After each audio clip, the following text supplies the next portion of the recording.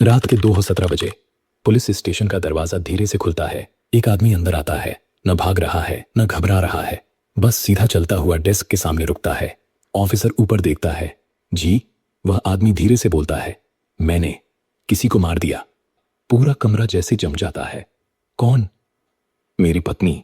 न कोई खून से भरे कपड़े, न कोई घबराहट, सिर्फ एक अजीब सा सुकून, जैसे उसने कुछ गलत नहीं किया, बस कुछ पूरा किया हो। यह कहानी किसी अपराधी की नहीं है। यह कहानी है एक आम इंसान की, जो एक ही रात में कातिल बन गया। पर सवाल यह है, क्या वह सच में एक रात में बदला, या वह धीरे धीरे टूट रहा था? उस आदमी का नाम था रोहन। 29 साल, आईटी प्रोफेशनल। एक टिपिकल मिडिल क्लास रूटीन, सुबह ऑफिस, शाम घर, वीकेंड्स पर सीरीज, कभी कभी आउटिंग। अगर आप उससे मिलते तो आपको वह बिल्कुल साधारण लगता। उसकी पत्नी नेहा, कॉन्फिडेंट, सीधे और साफ बोलने वाली, हावी रहने वाली पर्सनैलिटी। शादी को 3 साल हो चुके थे। सोशल मीडिया पर सब कुछ परफेक्ट लगता था। फोटो, मुस्कानें, ट्रिप्स, पर हकीकत हमेशा फिल्टर नहीं होती।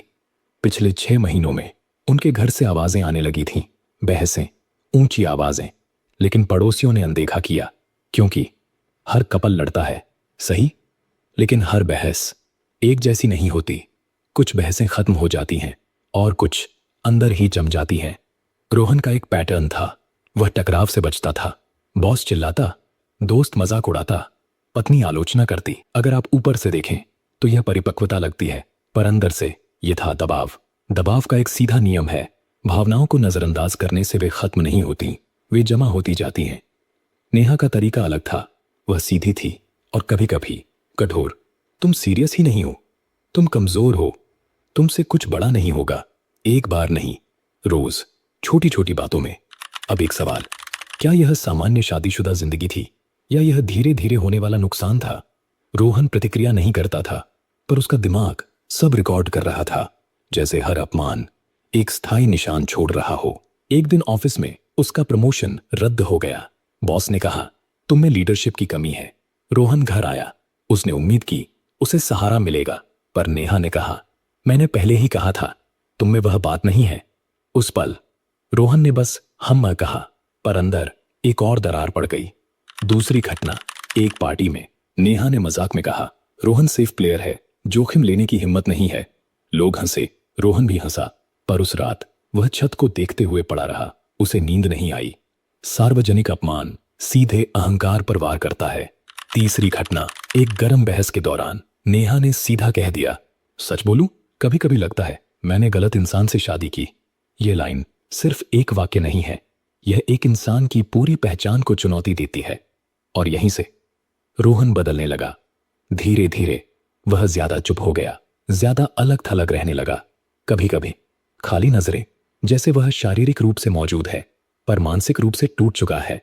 सवाल, क्या ये चेतावनी के संकेत थे? हाँ, पर समस्या यह है, ये खतरनाक नहीं लगते, इसलिए इन्हें नजरअंदाज कर दिया जाता है।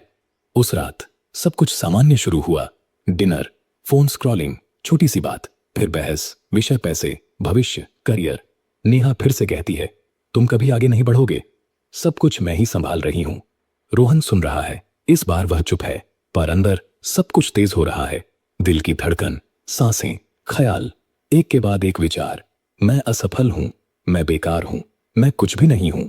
और फिर एक आखिरी लाइन, तुम मेरी जिंदगी की सबसे बड़ी गलती हो। सन्नाटा, 3 सेकंड, 5 सेकंड, 10 सेकंड।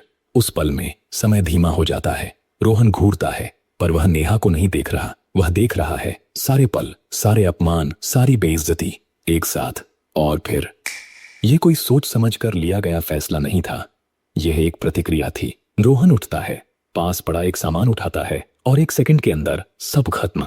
कोई योजना नहीं, कोई भविष्य का विचार नहीं, सिर्फ एक चीज, भावनात्मक विस्फोट। अब सबसे महत्वपूर्ण हिस्सा, उस पल दिमाग के अंदर क्या हुआ? दबा हुआ गुस्सा। रोहन का गुस्सा कभी बाहर नहीं आया, वह बस जमा होता गया, जैसे प्रेशर कुकर जिसमें से भाप निकलने का कोई रास्ता नहीं था। और जब दबाव सीमा पार कर गया, विस्फोट होना तय था। अहंकार का टूटना हर इंसान को महसूस होना चाहिए। मैं मायने रखता हूं, जब यह भावना बार बार टूटती है, दिमाग इसे खतरे की तरह लेता है, और जब खतरा बहुत बढ़ जाता है, हिंसा सही लगने लगती है। अमिगडाला हाईजैक, मानव मस्तिष्क का एक हिस्सा अमिगडाला, यह भावनात्मक प्रतिक्रियाओं को नियंत्रित करता है। अत्यधिक तनाव में यह तार्किक सोच को बायपास कर देता है और शरीर को कहता है लड़ो। इसीलिए अपराधी बाद में कहते हैं मुझे याद नहीं मैंने कैसे कर दिया, क्योंकि उस पल सोच बंद हो जाती है, सिर्फ प्रतिक्रिया बचती है। भावनात्मक कंडीशनिंग बचपन से सिखाया जाता है, लड़के रोते नहीं, मजबूत बनो। नतीजा, भावनाएं समझी नहीं जाती, दबा दी जाती हैं, और जब टूटन आती है वह नियंत्रित नहीं होती, विस्फोटक होती है। नियंत्रण खोना, हिंसक नियंत्रण। जब इंसान को लगता है उसकी जिंदगी उसके नियंत्रण में नहीं है तो वह चरम कदम उठाता है नियंत्रण महसूस करने के लिए। उस एक सेकंड में हत्या कोई अपराध नहीं लगती, बल्कि नियंत्रण वापस पाने का एक भ्रम लगती है।